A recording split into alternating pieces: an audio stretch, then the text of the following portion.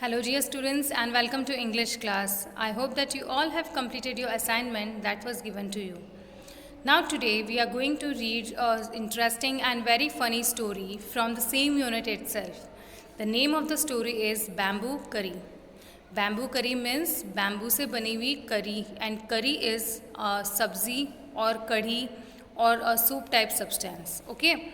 So this is a very interesting story and you are going to enjoy it. Okay, so before starting the reading, you have to take a pencil in your hand so that you can underline all the new words that we are going to come across while the reading process. Okay, so let's start the story. Have you ever eaten a dish made of bamboo? क्या आप लोग ने कभी bamboo से बनी हुई कोई चीज़ खाई है? नहीं खाई है ना, क्योंकि हमारी तरफ ऐसा कुछ खाया नहीं जाता, लेकिन कुछ पार्ट्स ऐसे हैं, कुछ रीजन्स ऐसे हैं जहाँ बैम्बू के पार्ट्स से बनाई हुई चीज़ें खाई जाती हैं. Let's read this picture story and find out which part of bamboo can be cooked and eaten.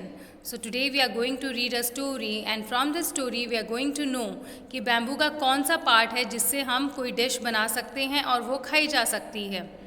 Okay, so let's read. One day the mother-in-law of a Santhal bridegroom cooked a special dish for him when he visited her. एक बार की बात है कि एक बार एक दामाद जो सांथल आदिवासी group का था, सांथल ये जनजाति होती है, आदिवासी होते हैं, तो उनका जो दामाद था वो अपनी सास से मिलने गया. ही विजिटेड हर. तो उसकी सास, उसकी जो मदर इन लॉ है, उन्होंने उसे एक बहुत ही स्पेशल डिश खिलाई. दिस करी is delicious. What is it? The mother in law pointed at the bamboo door. तो जो दामाद है उसने जब डिश खाई तो उसे ये बहुत ही टेस्टी और यमी लगी. तो उसने पूछा कि ये तो बहुत ही टेस्टी है, बट ये है क्या, मुझे समझ में नहीं आ रहा. तो उसकी सास ने उसके घर का जो गेट था वो बैम्बू से बना था, तो उसकी तरफ इशारा कर दिया. अब उस दामाद को लगा कि ये जो डिश है ये बैम्बू के दरवाजे से बनाई गई है. Next morning just as he was about to leave he remember that there was no bamboo in his village. फिर अगले दिन वो सोचा चलो अब तो घर चलते हैं, लेकिन उसने ये रियलाइज़ किया कि हमारे गांव में तो बैम्बू प्लांटेशन नहीं है, वहाँ तो मुझे बैम्बू मिलेगा ही नहीं, तो मैं ये करी कैसे खाऊंगा. क्योंकि उसका इरादा था कि वो घर जाके भी अपनी वाइफ को यही करी बनाने के लिए कहे और वो उसके घर जाके अच्छे से वहाँ एकदम फुल खाए उसे. तो लेकिन उसे ये याद आ गया कि वहाँ तो उसे बैम्बू मिलेगा नहीं. तो what he did, So he removed the bamboo door and carrying it with him left for his home. तो उसने क्या किया, उसने बैम्बू का दरवाज़ा ही वहाँ से निकाल लिया और अपने सर पर उठाकर गांव चला गया. तो क्योंकि उसे ये लगा था कि जो करी थी वो बैम्बू से के गेट से बनी थी और वहाँ तो बैम्बू से मिलता नहीं. तो उसने क्या किया, उसने बैम्बू का दरवाज़ा निकाल लिया और उसे उठाकर अपने घर चला गया. On reaching his village, he told his wife, make curry with this bamboo door. तो जैसे ही वो घर पहुंचा उसने वो दरवाज़ा अपनी वाइफ के सामने ले जाके रख दिया और कहा कि अब इस डोर से तुम बैम्बू करी बनाओ. Turn to next page. She was shocked. How can I make curry out of bamboo door. तो वो शॉक हो गई कि मैं इस बैम्बू के गेट से करी कैसे बना सकती हूँ. ये उसके लिए बहुत ही मतलब अजीब सिचुएशन थी कि उसका हस्बैंड उसे बोल रहा है कि बैम्बू के गेट से करी बनाओ, बट इतने बड़े गेट से करी और फिर बैम्बू से कैसे करी बनाऊँ. Come I will help you by chopping up the bamboo, he said. तो उसने बोला तुम टेंशन मत लो, मैं बैम्बू तुम्हारे लिए चॉप कर दूंगा, तुम्हारी पूरी मदद करूंगा, तुम्हें जस्ट करी बनानी है. Because he was very eager, मतलब बहुत ही ज़्यादा उसको वो करी पसंद आई थी, तो वो चाहता था कि वो वहाँ पे भी उसके अच्छे से पेट भर के खाए. तो उसने वाइफ से कहा कि तुम टेंशन मत लो, चॉपिंग का काम मैं कर दूंगा, तुम सिर्फ कुकिंग का काम करना. His wife boiled it and boiled it. Later, when her husband tasted it, he said, "It's too hard to eat. You don't know how to cook." अब उसकी वाइफ ने जो चॉप्ड बैम्बू थे उसे बॉईल किया और बहुत बॉईल किया, लेकिन जब उसके हस्बैंड ने उसे खाई तो उसे वो खाया नहीं गया, क्योंकि वो तो बैम्बू बहुत ही हार्ड था, क्योंकि बैम्बू जो स्टिक है वो बॉईल नहीं हो पाती. सो उसने कहा it's too hard to eat, you don't know how to cook, और अपनी वाइफ पर चिल्लाने लग गया कि ये तो बहुत ही हार्ड है, क्या तुम्हें इसे पकाना नहीं आता, बनाना नहीं आता. His wife added more water and boiled it and boiled it. उसकी वाइफ ने फिर क्या किया, जब उसका हस्बैंड इतना चिल्लाने ही लग गया तो बेचारी ने फिर से और करी ली और फिर से उसमें और पानी डाला और उसे और बॉईल किया. It's still too hard, I can't eat it.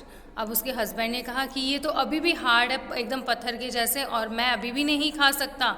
क्योंकि वो तो बेवकूफ़ था ना, उसने तो ये सोचा कि ये जो डोर है, ये बैम्बू डोर है, इससे करी बनी थी, जबकि वो तो किसी और पार्ट से बनी थी. The in-laws came to visit the young couple that evening.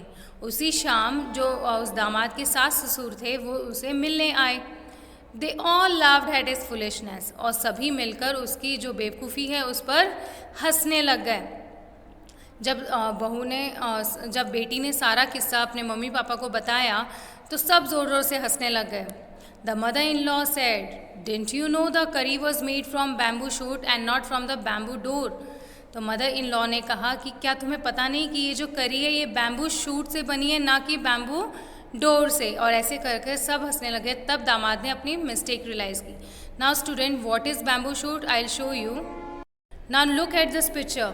ये जो पिक्चर है ये बैम्बू शूट की है. ये बैम्बू का एक पार्ट होता है और इससे करी बनाई जाती है और इसे एज अ सूप भी यूज़ किया जा सकता है ना, और एज अ सैलेड भी यूज़ किया जा सकता है. इसे पहले सोक किया जाता है, बॉईल किया जाता है, उसके बाद में इसकी करी बनती है. सो दिस इज़ व्हाट, मतलब यही वो चीज़ है जिससे करी बनी थी और उस मदर इन लॉ ने दामाद के लिए करी बनाई थी. ओके, तो तभी ये कहा जाता है कि कोई भी बात समझने या किसी भी बात पर एक्ट करने से पहले या रिएक्ट करने से पहले उस पूरी बात का पता होना चाहिए.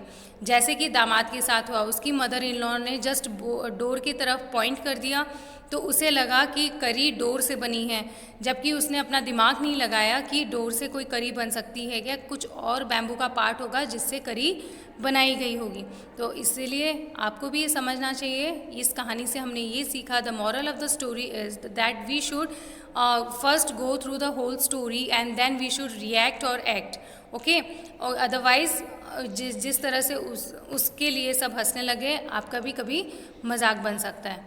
Okay, so you have to read this chapter. और जो भी डिफ़िकल्ट वर्ड्स हैं, जो भी हार्ड वर्ड्स हैं, न्यू वर्ड्स हैं, वो आपको अंडरलाइन करने हैं और उन्हें लर्न करना है. Okay, because spellings are most important part of vocabulary.